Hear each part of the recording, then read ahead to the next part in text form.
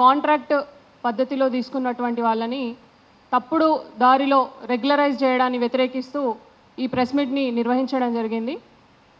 ముందుగా ప్రభుత్వ విద్యను కాపాడుకోవాల్సినటువంటి అవసరం ఉంది. ముఖ్యంగా ఇంటర్మీడియట్ ఎడ్యుకేషన్ అనేది హయ్యర్ ఎడ్యుకేషన్కి ఫౌండేషన్ లాంటిది. ఈరోజు ఆ ఫౌండేషన్ లాంటి కోర్సు ఇంటర్మీడియట్కి టీచ్ చేయాల్సినటువంటి లెక్చరర్లని తప్పుడు దారిలో నియామకం చేయడం అంటే లక్షలాది మంది విద్యార్థుల భవిష్యత్తు మీద మన్నుగొట్టినట్టే. కాబట్టి అది దృష్టిలో ఉంచుకోవాల్సినటువంటి అవసరం ఉంది.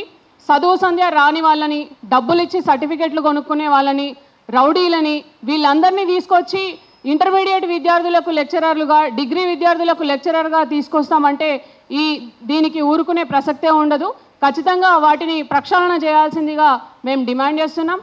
అదేవిధంగా ఈరోజు సీరియస్ అలిగేషన్స్ ఉన్నాయి. ఎవరైతే కాంట్రాక్ట్ పద్ధతిలో వచ్చి రెగ్యులరైజ్ చేయబడ్డారో వాళ్ళపైన ఫేక్ సర్టిఫికేట్స్ ఇచ్చారని, ఇన్వాలిడ్ సర్టిఫికేట్స్ ఇచ్చారని సీరియస్ అలిగేషన్స్ ఉన్నప్పటికీ కూడా వాటిని ఏమాత్రం కన్సిడర్ చేయకుండా, కోర్టు చెప్పినప్పుడు ఇన్వెస్టిగేషన్ కూడా దానిపైన చేయకుండా వాళ్ళని అట్లానే కొనసాగించడం అంటే ప్రభుత్వాలు ఎవరి వైపు నించుంటున్నాయి? నిజంగా ఈరోజు మనం చూసుకున్నట్లయితే కొన్ని లక్షలాది మంది నిరుద్యోగులు ఏళ్ల తరబడి నోటిఫికేషన్స్ ఈ ప్రభుత్వం ఇవ్వట్లేదు కాబట్టి ఏళ్ల తరబడి ఒక్క పూట తిండి తింటూ ప్రిపేర్ అవుతున్నటువంటి పరిస్థితి ఉంది. ఇందాక బ్రదర్ చెప్పినట్టు 13 ఏళ్ళకి 12 ఏళ్ళకి ఒకసారి నోటిఫికేషన్స్ ఇస్తున్న దౌర్భాగ్య పరిస్థితి తెలంగాణ రాష్ట్రంలో ఉంది. ఇట్లాంటి పరిస్థితుల్లో సంవత్సరాల తరబడి చదువుకుంటున్న నిరుద్యోగులకు మీరు ఏం జవాబు చెప్తారని మేము అడుగుతున్నాం.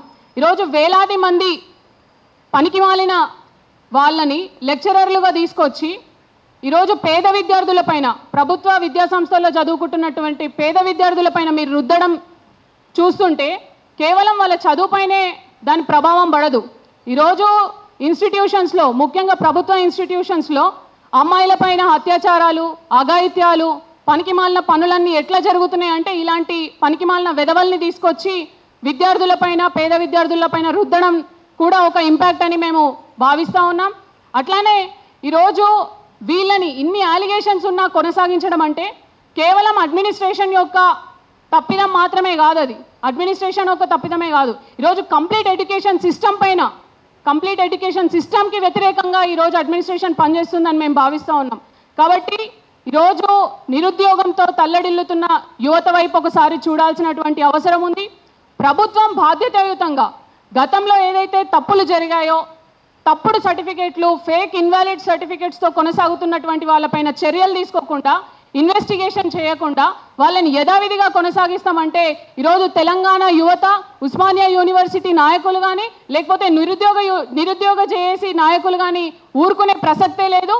ప్రభుత్వాన్ని మేము మరొకసారి విన్నపం చేస్తూ ఉన్నాం.